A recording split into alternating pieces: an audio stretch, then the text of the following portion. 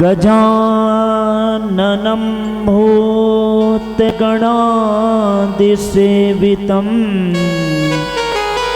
कपित्थजम्बोफलचारुभक्षणम्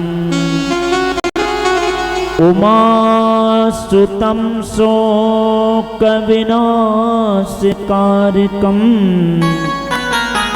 नमामि विघ्नेश्वर पादपङ्कजम् सर्वमङ्गलमाङ्गल्ये शिवे सर्वार्थसाधिके शरण्ये त्र्यम्बके गौरी नारायणी नमोस्तुते। नारायणं नमस्कृत्य नरं चैव नरोत्तमं देवीं सरस्वतीं व्यास ततो जयमुदीरये। राधा मेरी मात है,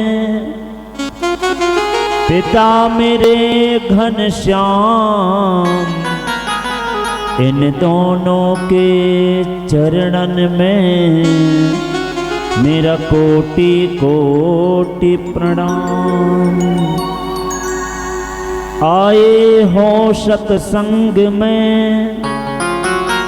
लेओ हरि को नाम, सब भक्तों को आनंद की जय जय सीताराम, जय जय राधे श्याम। नारायण परम मंगलमय परात परखलेश्वर अकारण करुणा वरुणालय भक्तवांछा कल्पतरु तरुदिति विनिंदित पीताम्बरधारी श्री बालकृष्ण लाल की वांग्मयी प्रतिमूर्ति श्रीमद् भागवत महापुराण पावन मंगलमयी दिव्य भागवत महापुराण की कथा को प्रणाम वंदन। ग्राम के मध्य में विराजमान अनंत बलवंत श्री हनुमंत लाल जी महाराज के श्री चरणों में दास का कोटि कोटि प्रणाम। ग्राम की खेड़ापति मैया को प्रणाम। ग्राम में विराजमान स्थित प्रतिष्ठित समस्त देवी देवताओं के चरणों में वंदन। शक्ति सती मैया को प्रणाम। भगवान श्री चंद्रमौलेश्वर भगवान के श्री चरणों में प्रणाम। कैलाश के उत्तंग शिखर पर विराजमान त्रिपुंडधारी त्रिनेत्रधारी त्रिशूलधारी त्रिनयनधारी बाघंबरधारी भूत भावन भगवान श्री भोलेनाथ जी को मैया पार्वती के सहित दास का प्रणाम। और नयन जलज लोचनाभिराम आप्तकाम तृप्तकाम पूर्णकाम सर्वांग सुंदर गुणमंत्र जानकी रमण शरण समण करुणाकरण कौशलेंद्र श्री राघवेंद्र श्री सरकार के चरणों में प्रणाम। और मंच की दाहिनी ओर विराजमान ब्राह्मण देवता पंडित श्री राम जी दवे अभिषेक जी दवे उनके चरणों में प्रणाम। मंच की बाईं ओर उपस्थित समस्त सुर साधक गंधर्वगण सभी अरुण भैया भुवन नागले जी भैयू और सिंटू तुम्हें भी खूब खूब शुभाशीष। और यादव यदुवंशी रायपुरिया परिवार के समस्त यजमान उनकी धर्मपत्नियाँ और यहाँ पर विराजमान सभी भक्तगण श्रोतागण ग्रामवासी क्षेत्रवासी जो सभी लोग भगवान के श्री चरणों का आश्रय लेकर यहाँ पर विराजमान हैं।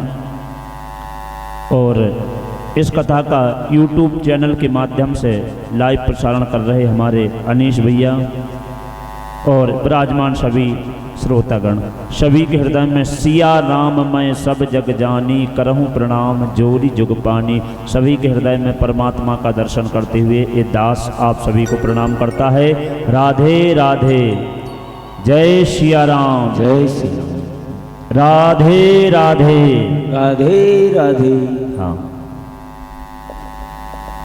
जयकारा लगाया करो तो दोनों हाथ खड़े करके लगाया करो। अच्छा पता है दोनों हाथ क्यों खड़े करते हैं? देखो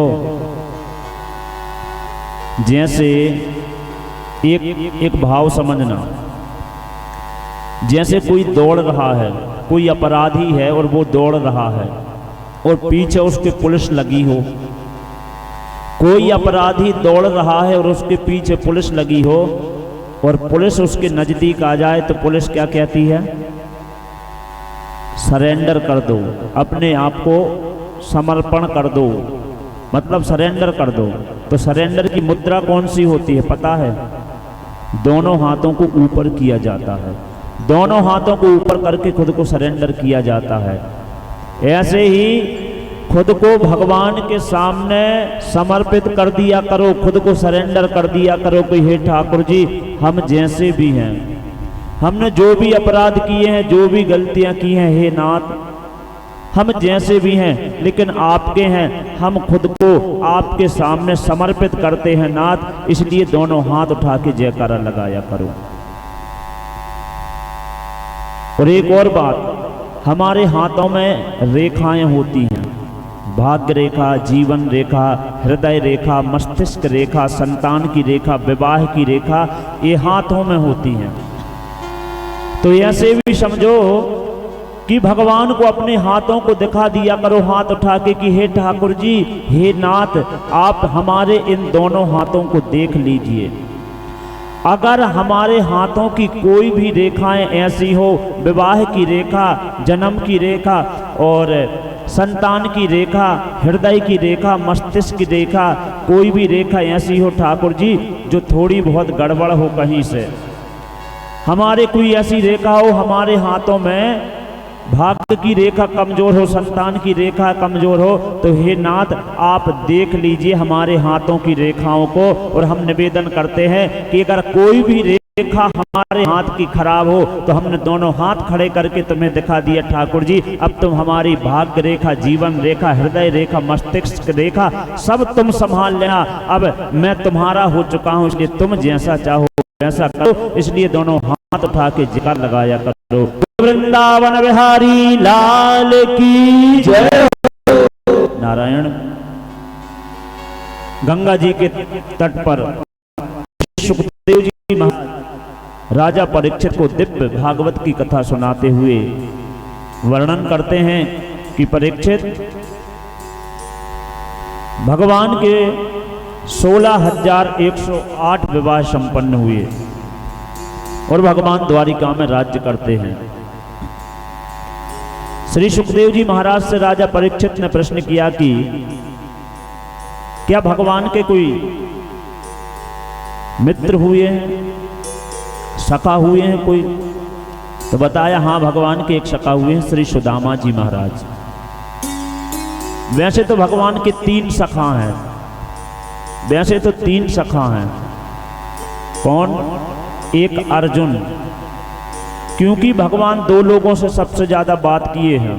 सबसे ज्यादा भगवान ने किसी से बात की है तो 2 लोगों से की है अपने जीवन में, एक अर्जुन से और दूसरा उद्धव से। 2 लोगों से भगवान सबसे ज्यादा बात किए हैं। तो 2 भगवान के मित्र ये हैं और 3 ऐसा समझ लो कि सुदामा जी महाराज। एक वो मित्र हैं तो ये परम मित्र हैं, ऐसा मानिए। तो कहा अच्छा भगवान के मित्र की कथा हमें सुनाइए। तो परीक्षित जी महाराज गंगा के तट पर बैठे हैं। एक भागीरथी गंगा बगल से बह रही है और दूसरी भागवत रूपी गंगा को श्री सुखदेव जी महाराज ने अपने मुख से बहाना प्रारंभ किया। और वर्णन करते हुए सुखदेव जी कहते हैं, कृष्णस्यासीत का सखा कश्चिद ब्रह्मणो ब्रह्मवित्तमा विरक्त इंद्रियार्थेषु प्रशांतात्मा जितेन्द्रियः। बोले कृष्ण के एक मित्र हुए हैं श्री सुदामा जी महाराज। और सुदामा जी कैसे हैं? बोले विरक्त इंद्रियार्थेषु। सुदामा जी महाराज विरक्त हैं, है तो इनकी गृहस्थी, घर परिवार में रहते हैं। सुदामा जी की धर्म पत्नी भी है, सुदामा जी के बच्चे भी हैं, लेकिन मन से विरक्त हैं। शरीर से तो संसार में है सुदामा जी महाराज, लेकिन मन हमेशा भगवान में लगा रहता है, इसलिए मन से विरक्त है श्री सुदामा जी महाराज। इंद्रियार्थेषु, इन्होंने अपनी 10 इंद्रियों को अपने वश में करके रखा है। प्रशांत आत्मा सुदामा जी महाराज सदैव प्रसन्न रहते हैं। विपरीत परिस्थितियों को, प्रतिकूलताओं को अनुकूलता में सुदामा जी महाराज को अच्छे से बदलना आता है। और जितेंद्रिय हैं, अपनी इंद्रियों को अपने बस में रखते हैं, ऐसे परम तपस्वी ब्राह्मण श्री सुदामा जी महाराज। सुखदेव जी महाराज कहते हैं कि परीक्षित,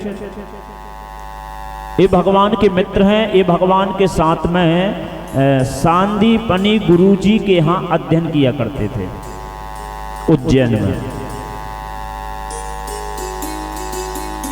सुदामा जी महाराज बहुत गरीब परिस्थिति में हैं। सुदामा जी महाराज के यहाँ एक छोटी सी कुटिया है और बच्चों के साथ में उसी कुटिया में रहते हैं और भिक्षा वृत्ति करते हैं, भिक्षा मांगते हैं। भिक्षा वृत्ति सुदामा जी महाराज करते हैं। जो कुछ मिलता है वही लेकर के आते हैं और उसी को बनाते हैं और पहले उसी में से भगवान को भोग लगाते हैं और भगवान को भोग लगाने के बाद में अपने बच्चों को खिलाते हैं। फिर जो बचता है उसमें से पत्नी इनका प्रसाद पाती है और उसके बाद में श्री सुदामा जी महाराज प्रसाद पाते हैं। सुदामा जी महाराज के 6 पुत्र हैं, छोटे छोटे बच्चे हैं। गरीबी ऐसी है कि एक जोड़ी वस्त्र सुदामा जी महाराज के, एक धोती है और एक अंगोछा है। घर में खाने बनाने के नाम पे बर्तन भी ढंग से नहीं है।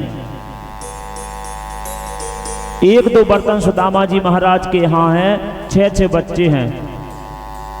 और सुदामा जी महाराज सुबह भिक्षा वृत्ति के लिए निकलते हैं और शाम को आते हैं। कभी कभी वो बच्चे पूछते हैं कि माँ, पिताजी कब आएंगे, हमें भूख लगी है, इतनी देर हो गए, हमारे घर में भोजन क्यों नहीं बना। तो सुदामा जी की पत्नी, जिनका नाम है सुशीला, सुशीला कहती है कि बच्चों, अभी तुम एक काम करो, पानी पी लो और सो जाओ, पिताजी आते ही होंगे, कुछ देर बेटा इंतजार करो। अपने बच्चों को पानी पिला पिला के सुला देती है। रात होने लगती है तो बच्चे फिर पूछते हैं, माँ पिताजी कब आएंगे, हमें भूख लगी है। तो माँ अपने बच्चों को पास में बैठा के कहती है कि बेटा चिंता न करो, बस पिताजी आते ही होंगे, तुम्हारे लिए कुछ ना कुछ लेके आते होंगे, जैसे ही पिताजी आएंगे ना तो मैं तुरंत भोजन बना के और तुम्हें भोजन कराऊंगी। जब सुदामा जी महाराज आते हैं तो घर में 8 लोग हैं, 6 इनके पुत्र हैं, सुदामा जी और सुशीला को मिला के 8 लोग परिवार में हैं। और कभी कभी भिक्षा इतनी मिलती है कि 8 में से केवल 5 ही लोग भोजन कर सकते हैं, 3 लोग भोजन नहीं कर पाएंगे। सुदामा जी महाराज लाते हैं, सुशीला आधी रात में कभी कभी भोजन बनाती है और भोजन क्या खिचड़ी बना लेती है, कभी दाल मिलती है तो दाल को ही बना लेती है, कभी केवल आटा मिलता है तो आटे की केवल रोटियां बना लेती है। पहले भगवान को भोग लगाते हैं, उसके बाद में बच्चों को खिलाते हैं। कभी कभी ऐसा समय आता है कि बच्चे भोजन करते हैं और भोजन खत्म हो जाता है, सुशीला पानी पी के और सो जाती है। ऐसी परिस्थिति में भी सुदामा जी महाराज ने कभी भगवान से शिकायत नहीं की कि भगवान मैं तुम्हारा इतना पूजन पाठ करता हूँ, त्रिकाल संध्या वंदन करता हूँ, नित्य तुम्हारा ध्यान करता हूँ, रोज तुम्हें भोग लगाता हूँ, बताओ उसके बाद में भी मेरे जीवन में इतनी गरीबी क्यों है। कभी भगवान से शिकायत नहीं की सुदामा जी महाराज ने। प्रसन्न रहते हैं सुदामा जी महाराज। एक दिन की बात है कि सुशीला एक घर में मांगने के लिए गई। तो सुशीला बैठी हुई थी, तो जिसके यहाँ गई थी उन्होंने बताया कि बहन एक बात बता, तेरे यहाँ इतनी गरीबी है, तू इतनी गरीबी भोग रही है, इतने दुख तू झेल रही है। देख, जो तेरे पति है ना सुदामा जी, तुझे पता है एक बात? उस सुशीला ने कहा कौन सी? बोले तुम्हारे पति के द्वारिकाधीश श्री कृष्णचंद्र जी तुम्हारे पति के मित्र हैं। ये बात तुम्हें पता है कि नहीं पता है? सुशीला ने कहा कि अच्छा, मुझे तो ये बात पता नहीं है। बोले अपने पति से पूछना कि द्वारिकाधीश श्री कृष्णचंद्र भगवान तुम्हारे मित्र हैं कि नहीं, वो बताएंगे। और तू इतनी गरीबी क्यों भोग रही है? कभी तुम अपने पति को द्वारिकाधीश के यहाँ भेज क्यों नहीं देती? अरे ठीक है, वो ज्यादा कुछ नहीं देंगे तो कम से कम इतना तो दे देंगे कि तेरे बच्चे 4-6 महीना अच्छे से भोजन तो कर लेंगे। हम कहते ज्यादा नहीं देंगे लेकिन खाने के लिए तो दे देंगे, इतने बड़े राजा हैं वो तो। सुशीला ने कहा ठीक है। सुशीला घर को आई। रात्रि में श्री सुदामा जी महाराज आए, बच्चों को भोजन कराया और सुदामा जी महाराज और सुशीला ये दोनों बैठे हुए थे।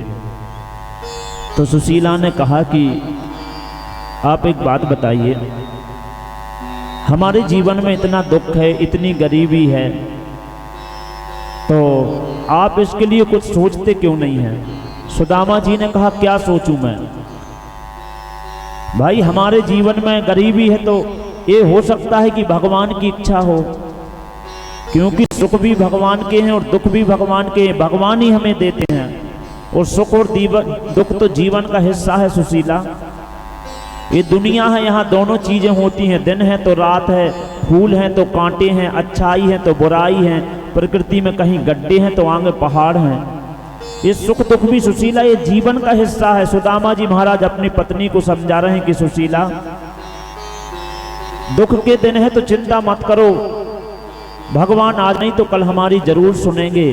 दुख के दिन है, भगवान पर भरोसा रखो सुशीला, भगवान सबकी सुनते हैं सुशीला, तो हमारी भी जरूर सुनेंगे। चिंता मत करो, आज नहीं तो कल हमारे यहाँ सब कुछ अच्छा हो जाएगा, मुझे अपने भगवान पर पूरा भरोसा है।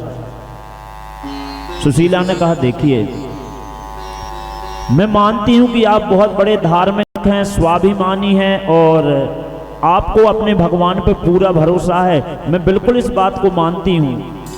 लेकिन मैं एक बात बताऊं आपसे, देखो मैं ये चीज को समझती हूँ, आप इस चीज को समझते हैं, लेकिन हमारे छोटे छोटे बच्चे बेचारे, उनका कौन सा दोष है? वो क्या समझे क्या धर्म होता है, क्या पाप होता है, क्या अच्छाई क्या बुराई? अरे कम से कम कुछ ऐसा तो करिए कि हमारे बच्चों को दोनों टाइम का भोजन तो मिल सके। इतना तो कुछ कीजिए कि हमारे बच्चे दोनों टाइम का भोजन कर सकें। सुदामा जी ने कहा कि सुशीला मैं कर तो रहा हूं, तुम देखती हूं कि मैं सुबह जाता हूं भिक्षा मांगने के लिए और रात में आता हूं, इससे ज्यादा और मैं करूं क्या? सुशीला एक बात याद रखना, मेरे से ऐसी उम्मीद मत कर लेना कि मेरे जीवन में दुख है, भगवान ने मुझे तकलीफें दी हैं, मेरे जीवन में कष्ट है सुशीला, तो एक बात ध्यान रखना, ये मत सोचना कि सुदामा कोई गलत काम करेगा, कोई बेईमानी करेगा, किसी के यहाँ चोरी करेगा, ये नहीं कर सकता सुदामा। देखो इतनी तकलीफें हैं सुदामा जी के जीवन में, लेकिन सुदामा जी ने अपनी धर्म पत्नी से स्पष्ट कह दिया कि सुशीला कहीं तुम ये तो नहीं सोच रही कि मैं कोई अधर्म करूंगा, कोई गलत काम करूंगा, नहीं, ये न सोचना है ना तुम। क्यों? क्योंकि सुख और दुख जीवन का हिस्सा है। झूला जितना पीछे तक जाता है, छोड़ने पे झूला उतने ही आगे तक जाता है। अगर मेरे जीवन में दुख है ना सुशीला, तो मेरे भगवान एक दिन जरूर मेरी सुनेंगे। सुशीला कहने लगी क्षमा करें, आपने मेरी बातों का शायद गलत मतलब निकाल लिया, मेरे कहने का मतलब ये नहीं है प्राणनाथ, मैं तो आपसे हाथ जोड़ के एक निवेदन कर रही हूं। तो कहा कि बताओ क्या कहना चाहती हूं? बोले मैंने सुना है कि द्वारिका के राजा श्री कृष्णचंद्र जी, द्वारिकाधीश श्री कृष्णचंद्र जी, वो आपके मित्र हैं, बचपन के मित्र हैं, क्या ये बात सही है? सुदामा जी ने कहा हाँ सुशीला ये बात सही है कि कन्हैया मेरे मित्र है, तो आप जाते क्यों नहीं हैं अपने मित्र के पास में और जाकर के आप जाइए ना उनके पास में और जाकर के वहां रुकिए। तो देखो मैं ये नहीं कहती आपसे कि आप उनसे कुछ मांगना, ठीक है आप उनसे कुछ मत कहना, लेकिन वो तो आपके मित्र हैं, वो आपकी परिस्थिति को समझेंगे, तो आप मांगना मत। जब वो आप उनके यहाँ से आएंगे ना तो वो खुद ही आपकी विदाई करेंगे, कुछ ना कुछ तो देंगे, तो कम से कम इतना तो हो जाएगा कि हमारे बच्चे दोनों टाइम का भोजन तो कर सकेंगे, हमारे बच्चों को नींद तो आ जाएगी खाना खा के। सुदामा जी महाराज कहने लगे देखो सुशीला, मैं स्वाभिमानी व्यक्ति हूं, मुझे भगवान पे भरोसा है, मैं कन्हैया के यहां नहीं जाऊंगा। सुशीला कहने लगी देखो मेरे लिए ना सही कम से कम अपने बच्चों के बारे में तो सोचो, एक बार चले जाओ ना। सुशीला ने कहा कि प्राणनाथ एक बात ध्यान रखिए, हमारा विपत्ति का समय है और नीति कहती है कि धीरज धर्म मित्र अरु नारी आपत्ति काल परखिए चारी। इन चार लोगों की परीक्षा होती है विपत्ति के समय में, धीरज धर्म मित्र अरु नारी। तो देखो मैं आंखों से देख रही हूं सुदामा जी कि आपके जीवन में कितना धैर्य है, मैं जाने के लिए कह रही हूं और उसके बाद में भी आप नहीं जा रहे हैं। और आपको ये बात तो बचपन से पता है कि द्वारिकाधीश भगवान श्री कृष्णचंद्र जी तुम्हारे बचपन के मित्र हैं और आज तक तुम उनके यहाँ कुछ मांगने के लिए नहीं गए, तो इस बात से चीज स्पष्ट होती है कि आप धैर्यवान हैं, आप धीरज रखते हैं, आपको भगवान पर भरोसा है, ये बात तो मैं मान गई। दूसरी चीज है धर्म, आपके जीवन में इतना धर्म है कि आज तक आपके घर में जो भी अन्न आया है, अगर चावल के 10 दाने भी आए हैं तो सबसे पहले आपने भगवान को भोग लगाया है और भोग लगा के फिर आपने अपने बच्चों को भोजन कराया है, फिर मुझे भोजन करवाया है, उसके बाद आपने भोजन किया है। मैंने ये बात जब से ब्याह के तुम्हारे घर आई हूँ तब से देख रही हूँ सुदामा जी, ये बात तो मैं मानती हूँ कि आपके जीवन में धर्म भी भरपूर है, आपके जीवन में धीरज भी है, धर्म भी है। और रही नारी की बात, तो मैं अपनी प्रशंसा तो नहीं कर रही, लेकिन इतने दुख तकलीफ होने के बाद भी आज तक मैंने कभी तुमसे शिकायत नहीं की। सुशीला कह रही है कि आज तक मैंने तुमसे कभी कोई शिकायत नहीं की कि तुम मुझे ब्याह के लाए थे तो ऐसा क्यों रख रहे हो, ऐसा क्यों कर रहे हो, मेरे बच्चे भूखे क्यों हैं। मैं तुम्हारे हमेशा दुख में शामिल रही और तुम्हारे से कंधा मिला के और कदम से कदम मिला के आज तक चलती रही, मैंने तुमसे कभी कोई शिकायत नहीं की। इसलिए तुम ये बात समझ लो कि तुम्हारी नारी की भी परख हो गई। अब चौथा कौन बचा? बोले मित्र।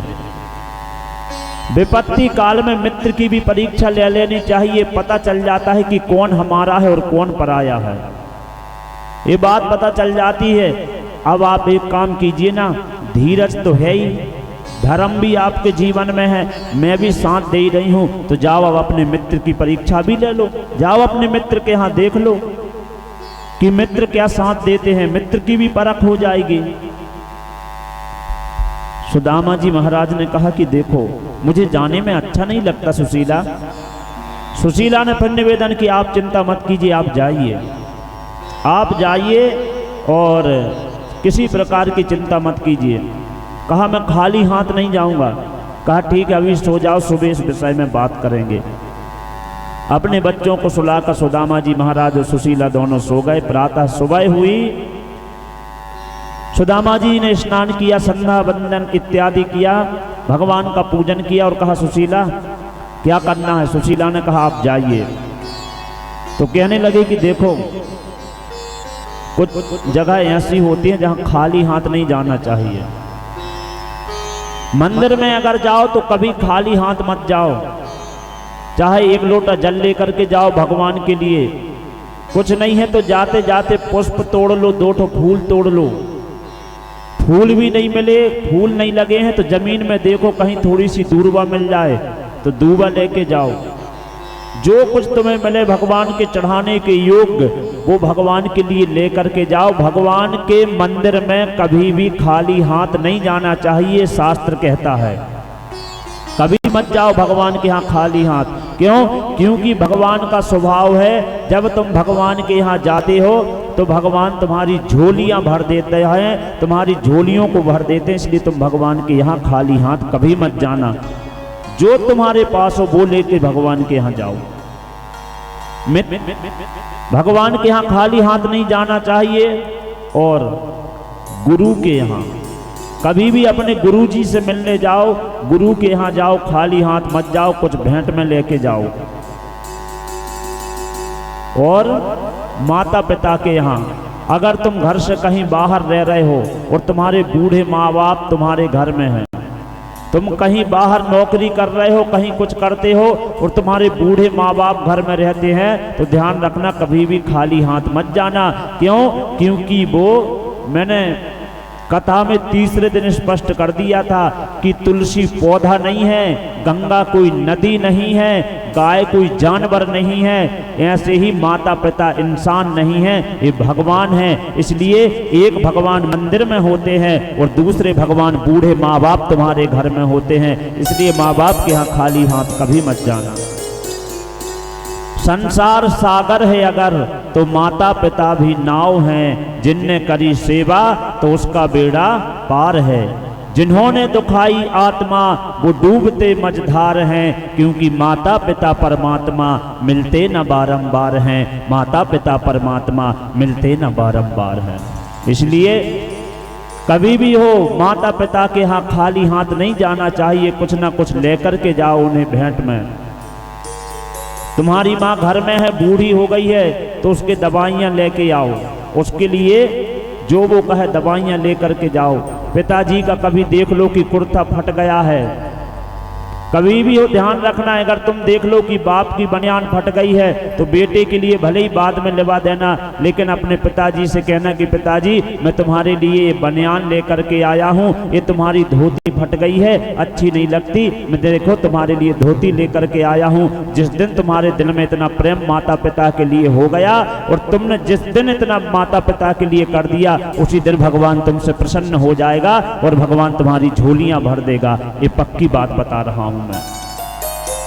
माता पिता के यहाँ खाली हाथ कभी मत जाओ, मित्र के यहाँ भी खाली हाथ नहीं जाना चाहिए। सुदामा जी महाराज कहते हैं कि कन्हैया मेरा मित्र है और मित्र के यहाँ खाली हाथ नहीं जाया जाता।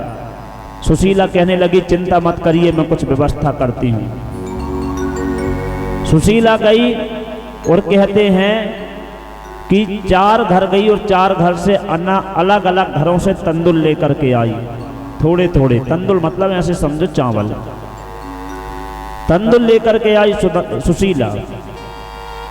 परीक्षित जी ने पूछा कि अलग अलग घरों से क्यों लेकर के आई? बोले सुशीला बहुत समझदार है, सुशीला जानती है कि मेरे पति देव द्वारिकाधीश से मांगेंगे नहीं, लेकिन भेंट में जब मेरे पति चावल लेकर के जाएंगे अलग अलग घरों के, तो 4 घरों के चावल है, चारों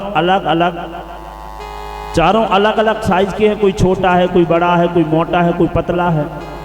और भगवान जब ध्यान से देखेंगे कि ये अलग अलग चावल हैं, कोई छोटे हैं, कोई मोटे हैं, कोई पतले हैं, कोई लंबे हैं, तो द्वारिकाधीश समझ जाएंगे कि ये सुदामा जी के घर के चावल नहीं है, ये तो 4 घरों से मांगे हुए चावल हैं। मतलब सुदामा की स्थिति दयनीय है, अच्छी स्थिति नहीं है। पोटली बनाई सुदामा जी महाराज को, हाथों में थमा दी और श्री सुदामा जी महाराज चल पड़े। चलते चलते आगे जाते हैं, कहते हैं सुदामा जी महाराज के शरीर में हड्डियों का ढांचा दिखाई देता है, क्योंकि खाते पीते नहीं हैं। एक जोड़ी वस्त्र हैं, धोती फटी है सुदामा जी महाराज की, हाथ पैर कप रहे हैं, शरीर में हड्डियों का ढांचा बचा है, मांस नहीं बचा। सुदामा जी महाराज के हाथ पैर कपते हैं, हिम्मत कर करके धीरे धीरे धीरे धीरे जाते हैं। आन सुदामा जी महाराज गए, थक करके एक वृक्ष के नीचे सो गए। नींद खुली, कुछ लोग अगल बगल में घूम रहे थे, भैया मैं कहाँ हूँ, ये कौन सी जगह है? लोगों ने बताया कि ये द्वारिका है, आप द्वारिका में आ चुके हैं। ऐसी भगवान ने कृपा करी सुदामा जी महाराज के ऊपर कि सीधे द्वारिका पहुंचे श्री सुदामा जी महाराज। सुदामा जी महाराज ने देखा कि मैं द्वारिका में आ गया हूं, मन ही मन भगवान का धन्यवाद किया और द्वारिका का वैभव देखा। ऐसे ऐसे महल बने हैं जो कभी देखे नहीं थे, बड़े वैभवशाली। प्रजा ही इतनी वैभवशाली थी वहां की कि प्रजा के महल भी ऐसे प्रतीत हो रहे थे, लोगों के ऐसे ऐसे घर मकान बने थे, ऐसा प्रतीत हो रहा था मानो कि प्रत्येक घर द्वारिकाधीश का घर हो। इतनी संपन्नता वैभव था द्वारिकाधीश के राज्य में। और भगवान से मिलने के लिए जाते हैं। सुखदेव जी महाराज कथा सुना ही रहे थे, परीक्षित जी ने बीच में रोक दिया। नाथ, ये भगवान के सखा हैं, इनके जीवन में इतना धर्म है, ये सुदामा जी महाराज हैं कौन जो भगवान के जीवन में, जो भगवान के इतने अनन्य सखा बने? तो मैं ये जानना चाहता हूं कि जो सुदामा जी महाराज कौन हैं, आप मुझे बताइए। सुखदेव जी कहते हैं कि परीक्षित ठहरो, मैं तुम्हें सुदामा जी के पूर्व जन्म का वृत्तांत सुनाऊंगा।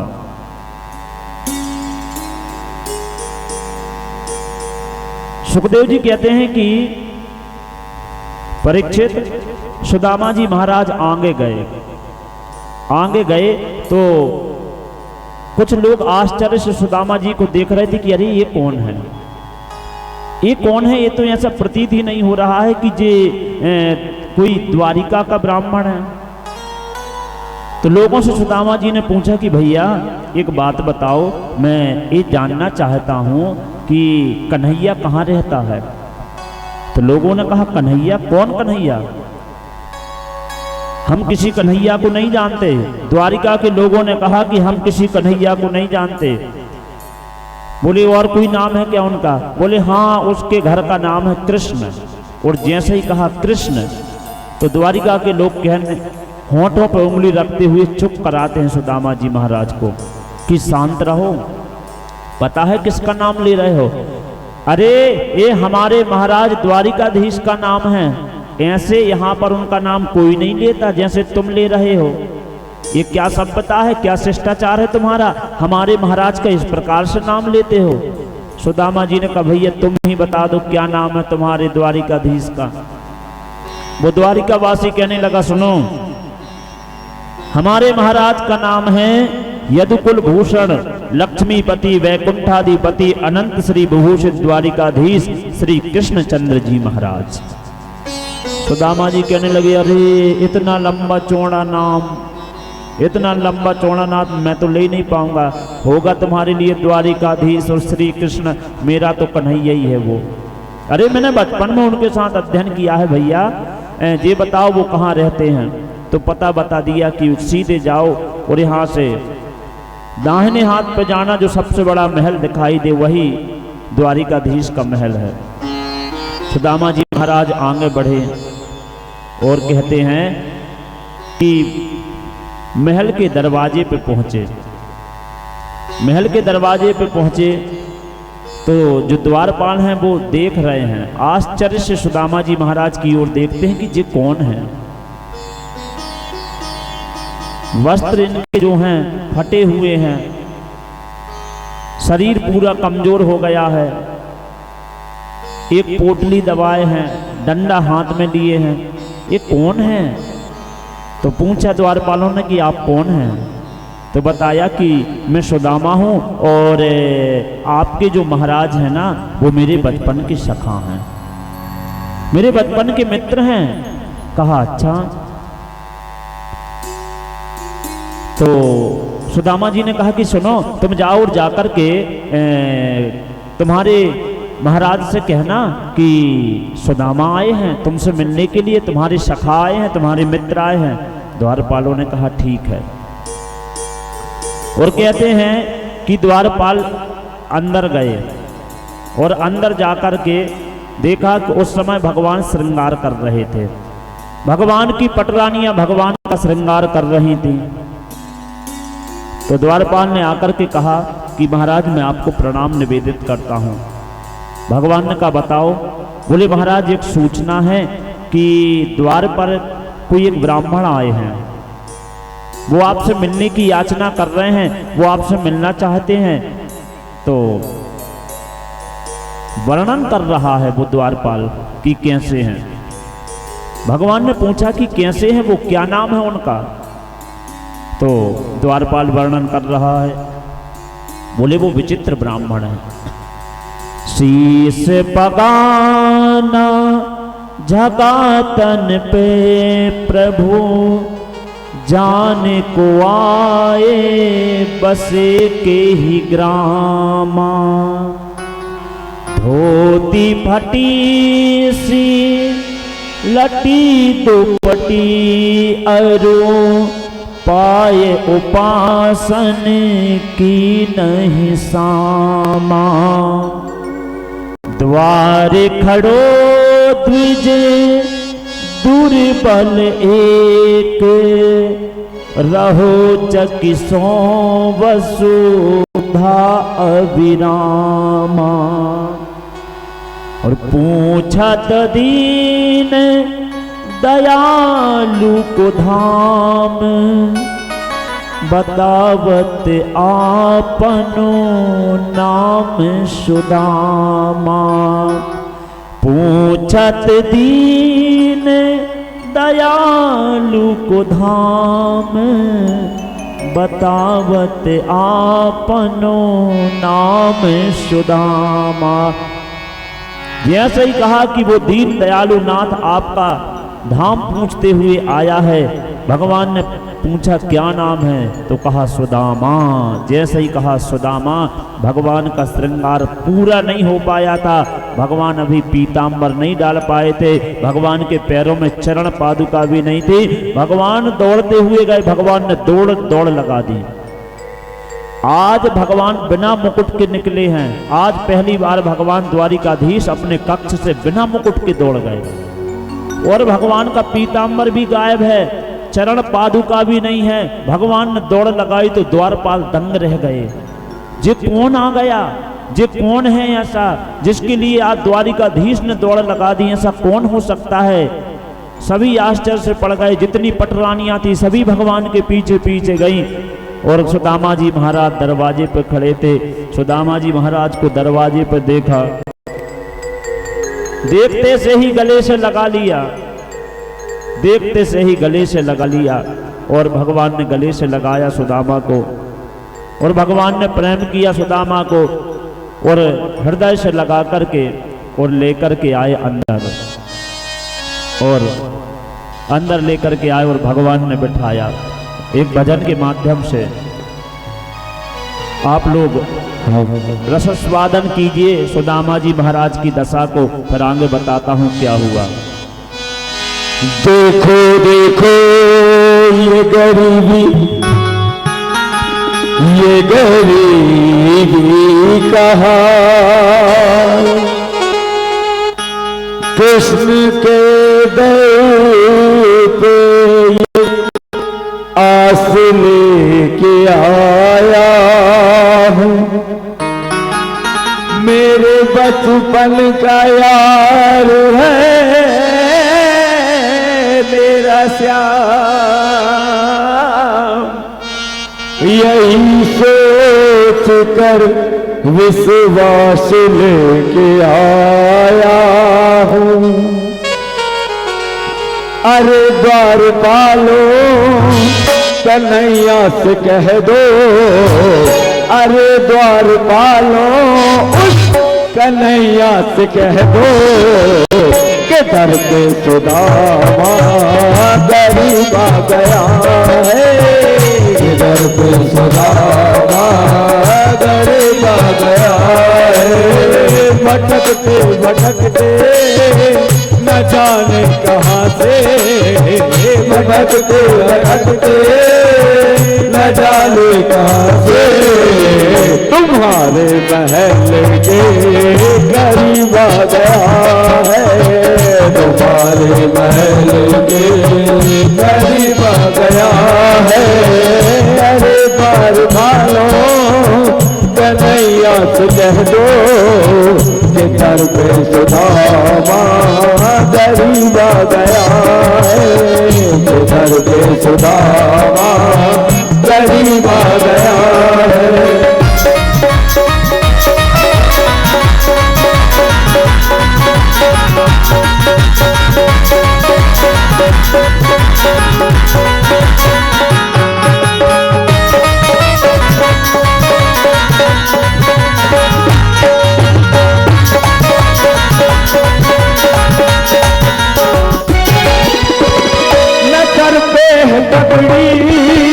नतन पे दामा बता दो कन्हैया को नाम है सुदामा, बता दो कन्हैया को नाम है सुदामा।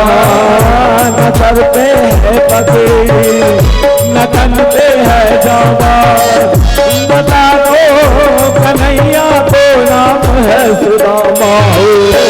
नतन पे पकड़ी नतन पे जामा, बता दो कन्हैया को नाम है सुदामा हो, बता दो कन्हैया को नाम है सुदामा। मत कुमार मोहन से जा करके कह दो, मत कुमार मोहन से जा करके कह दो कि मिलने सखावत नसीब आ गया है, मिलने सखावत नसीब आ गया है, मिलने सखावत नसीब आ गया है, मिलने सखावत नसीब आ गया है।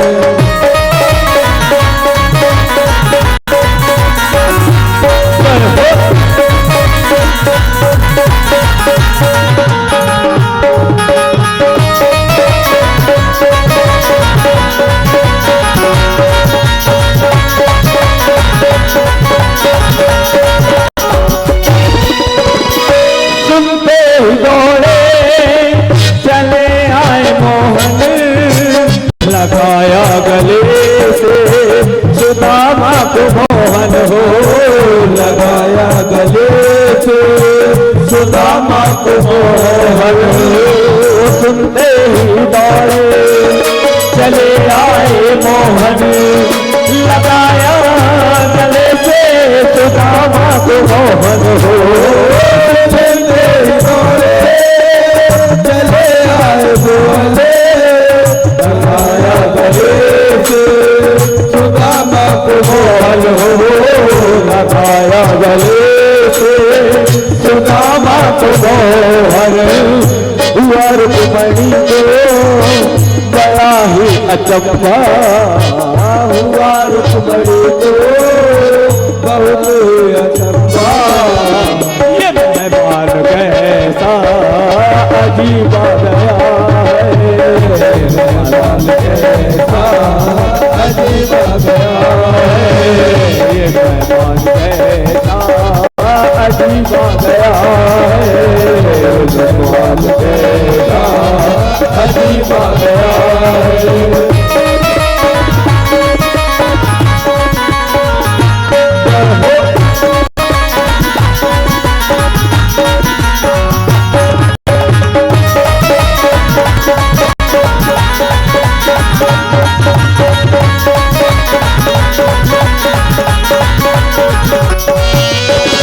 बराबर से अपने सुदामा बिठाए, चरण आंसुओं से श्याम ने धुलाए हो, चरण आंसुओं से श्याम ने धुलाए। बराबर से अपने सुदामा बैठाए, चरण आंसुओं से श्याम ने धुलाए हो। बराबर से अपने सुदामा बैठाए, लगाया गले से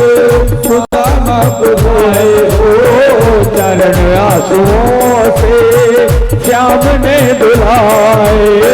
न घबराओ प्यारे जरा तुम सुदामा, न घबराओ प्यारे जरा तुम सुदामा। खुशी का जमाने करीब आ गया है, खुशी का जमाने करीब आ गया है, खुशी का जमाने करीब आ गया है, खुशी का जमाने करीब आ गया है, खुशी का जमाने करीब आ गया है। बोलिए द्वारिकाधीश भगवान की जय हो।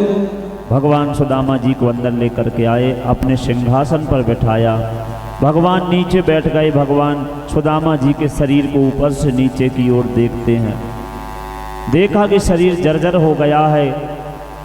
सुदामा जी के पैरों को लिया रहे हैं, पैरों को देख रहे ये क्या कर रहा है तू यहाँ का राजा है, अगर तू ऐसा करेगा तो लोग क्या कहेंगे। भगवान को सुनने को तैयार नहीं है। सुदामा जी के पैरों को देखा तो कांटे लगे थे,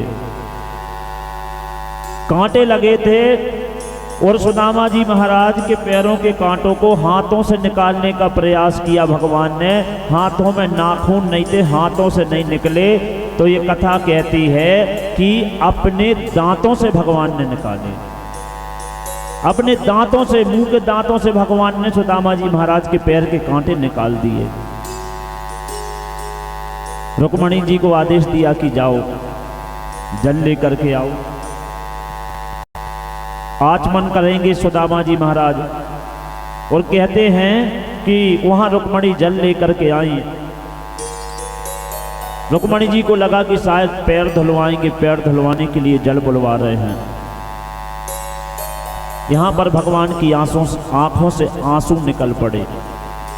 देखी सुदामा की दीन दशा, करुणा करके करुणा निधि रोए।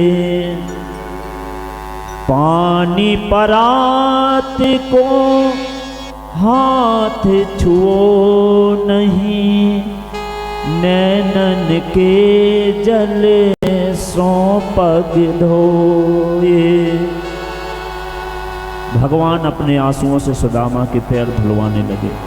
भगवान के अश्रु बिंदु सुदामा के पैरों में गिरने लगे। सुखदेव जी महाराज के मुखार बिंद से ऐसी कथा सुन के परीक्षित जी दंग रह गए। रोकिए कथा को, ये बताइए कि ये सुदामा जी हैं कौन।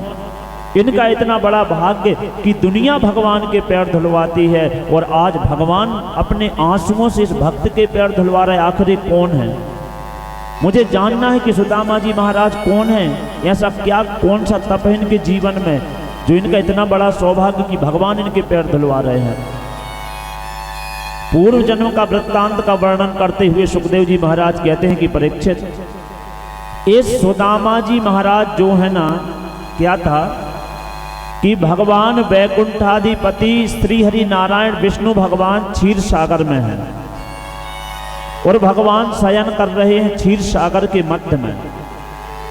माता लक्ष्मी इनके चरण दबा रही हैं, शेष जी ऊपर हैं, शेष नाग।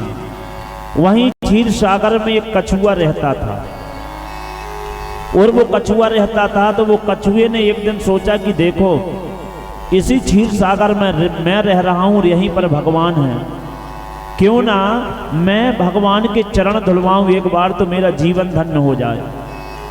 उस कछुए ने इसी कामना से अपने मुंह में जल भरा, और मुंह में जल भर के वो कछुआ भगवान के चरणों की ओर जाने लगा।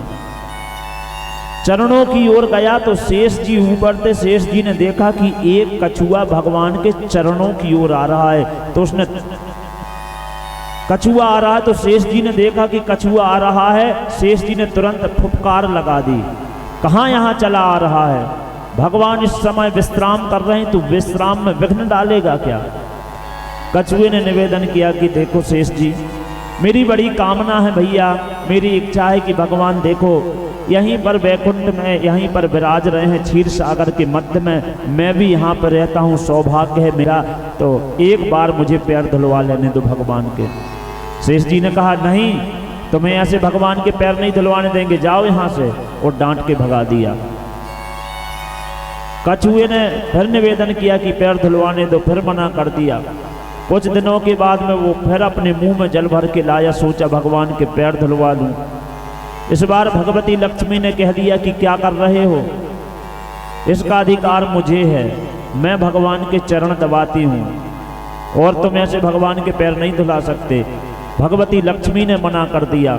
वो फिर उदास होकर के लौट गया और वो कछुआ कई बार अपने मुख में जल भर के लाता, भगवान के चरण धुलाने का प्रयास करता, लेकिन ना तो शेष जी ने ना कभी भगवती लक्ष्मी ने उस कछुए को पैर धुलवाने दिए। एक दिन कछुआ दुखी हो गया